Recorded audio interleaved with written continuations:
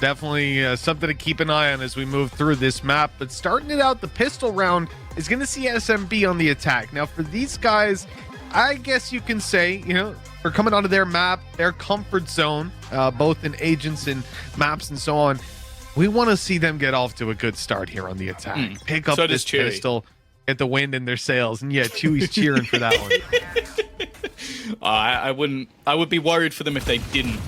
I managed to do well on their attacking side. It's something that they did even versus Ascend, so we know that it's there for them. And already, Dirk is looking to try and challenge aggressively when it comes in towards that early B control. A little bit of a skirmish in the early round. They're going to give up that B main. Well, you know, FNATIC, I thought they were going to give it up. Dirk has started to take a couple of steps towards it, but you know, they've bailed back, sitting in a pretty standard defensive position. The weight is on SMB to make a move. That drone actually going to catch Boaster, and he's in a lot of trouble now, low on ammo if nothing else, but that grenade's going to buy him plenty of time, and they've now spotted 3 players inside of mid, but that doesn't help Boaster. He's walled off and isolated, taken down. Now the site's pressured, and although this shock dart grabs the first, Durka is still unaccounted for, lying in wait in the back of the site to at least grab the first. Plenty of damage being done as he dances left and right, even catching a headshot onto Zistow. The damage is massive, super massive, and SMB are in trouble, but they've returned a couple of kills. A quick headshot onto Magnum, leaving Mystic to do it all. The body shot's more than enough. He's looking the wrong way, but he turns just in time, but is out of ammo. He'll be caught by a 6 HP Zistow. What a back and forth round, but in the end, SMB take the cake. The funniest thing as well is that Mystic could have just left, because they'd left the spike all the way back towards, like, well, exactly where we are now, just outside B. Like, they didn't bring it with them. Like, look at the spike on the map right now. They're fighting in a retake where there isn't even a spike to be planted. It's definitely a weird one, but I feel like Supermassive players are going to be quite happy with how it ended up.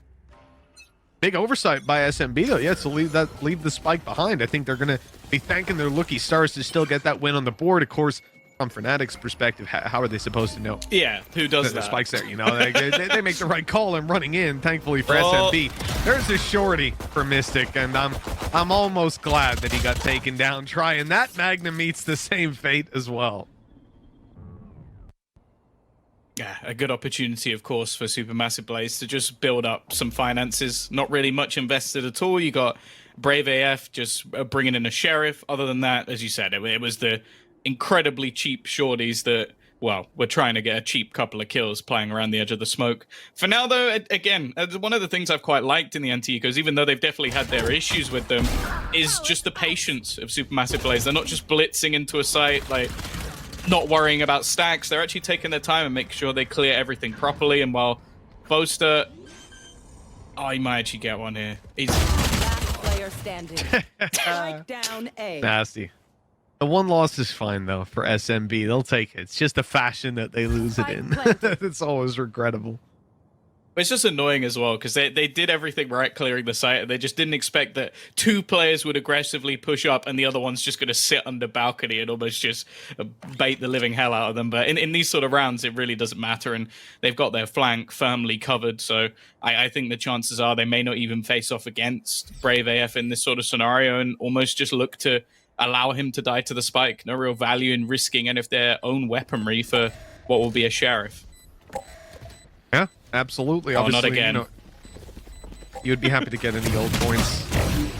Okay. Number 1 enemy there. Luckily not going to take him down because Zistow's dead, leaving Brave to survive the turret at least for a moment. Yeah, still a couple of kills, extra orb. It doesn't make that much of a difference. I think both teams are going to be fairly happy with how that round ended up. And actually, I was about to say, like, Brave bought straight in with a rifle. I was thinking that might be a little bit bold, but it does seem like they're going to invest rather a lot into this one. And actually on the couple of players that maybe don't have the credits to do so, not really dropping anything extra over, just allowing Zisto to almost attempt to be that hero in this scenario. Now, in terms of ultimates, nothing really that close. And of course, for FNATIC, this is where they should get going. I can definitely agree with the hero rifle play here for SMB. The thing that I'm not a big fan of is the fact that that hero rifle is playing on the other side of the map by itself. I'd much prefer to at least have that player there to back him up.